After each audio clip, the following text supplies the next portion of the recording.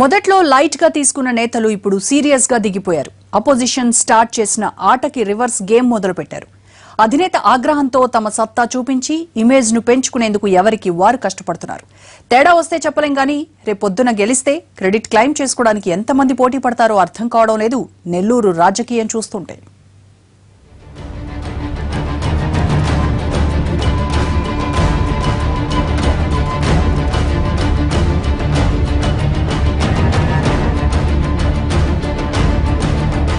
నెల్లూరు జిల్లాలో స్థానిక సంస్థల ఎమ్మెల్సీ ఎన్నికలు కాకపుట్టిస్తున్నాయి. ఏపీలో ఇప్పటికే 6 స్థానాల్ని టీడీపీ ఏకగ్రీవంగా గెలుచుకోగా కడప, కర్నూలుతో పాటు నెల్లూరు జిల్లాలో టీడీపీ, వైసీపీ బరిలో ఉన్నాయి. కడప తర్వాత నెల్లూరు ఎన్నికపైనే అందరి దృష్టి. సంఖ్యాబలంతో తిరుగులేదనుకున్న టీడీపీలో అభ్యర్థి ఎంపిక తర్వాత సీన్ మారిపోయింది. కొంతమంది నేతలు మనస్ఫూర్తిగా పనిచేయకపోవచ్చనే అనుమానాలొచ్చాయి. చివరికి అధినేత కూడా నెల్లూరు వ్యవహారాల్లో జోక్యం చేసుకోవాల్సొచ్చింది.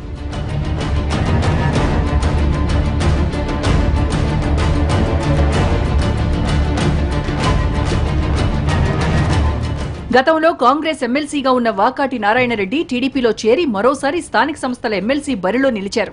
చివరిదాకా ఆదాల ప్రభాకర్ రెడ్డి టికెట్ కోసం గట్టిగా పట్టుబట్టారు. సార్వత్రిక ఎన్నికల్లో వైసీపీని ఢీకొట్టే బలమైన అభ్యర్థుల్లో ఆదాల ఒకరు కావడంతో ఆయన్ని ఎమ్మెల్సీగా పరిమితం చేయకూడదని అధిష్టానం భావించిందట. కానీ టికెట్ రానందుకు నొచ్చుకున్న ఆదాలకి జిల్లా ముఖ్య నేతలు నచ్చజెప్పడంతో పాటు చంద్రబాబు స్వయంగా ఫోన్ చేసి మాట్లాడారట.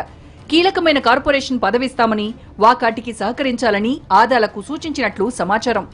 అయితే అంతా సాఫీగా సాగిపోతుందనుకున్న సమయానికి నామినేషన్ల తర్వాత సీన్ రివర్స్ అవ్వడం మొదలైందంటున్నారు.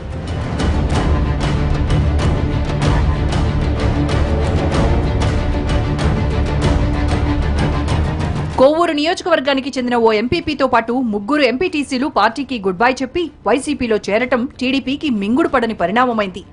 ఆత్మకూరు నియోజకవర్గం నుంచి మరో 2 వైసీపీ గూటికి చేరిపోయారట. నాయుడుపేట నుంచి కూడా ఓ కౌన్సిలర్ వెళ్లిపోవడంతో నెల్లూరు నేతలకు ఏం జరుగుతుందో అర్థం కాలేదట. ఈ పరిణామాల్ని అధినాయకత్వం సీరియస్ గా తీసుకుని ఆయా నియోజకవర్గాల బాధ్యులు, ఎమ్మెల్యేలకు అక్షింతలేసేదాకా వెళ్లిందట.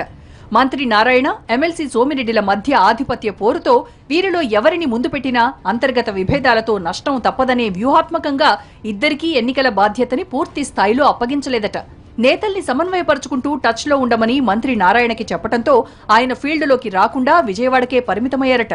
ఇక సోమిరెడ్డి కూడా కడప ఎమ్మెల్సీ ఎన్నికలకు పార్టీ పరిశీలకుడిగా ఉండటంతో ఆయన అక్కడే ఎక్కువగా ఉంటున్నారట. ఎన్నికల బాధ్యతని టీడీపీ జిల్లా అధ్యక్షుడు బీదా రవిచంద్రకు అప్పగించిన అధినేత ఎప్పటికప్పుడు ఫాలోఅప్ చేస్తున్నట్లు సమాచారం.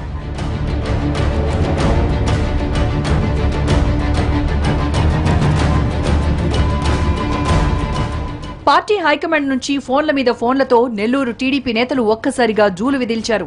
Over confidence వద్దనుకుని నేతల్ని క్యాంపులకు తరలిస్తున్నారట. తమని టెన్షన్ పెట్టించిన వైసీపీకి టీడీపీ రివర్స్ పంచులిస్తోంది. ఉదయగిరి నియోజకవర్గంలోని 3 ఎంపీటీసీలు వైసీపీ నుంచి టీడీపీలోకి వచ్చారు.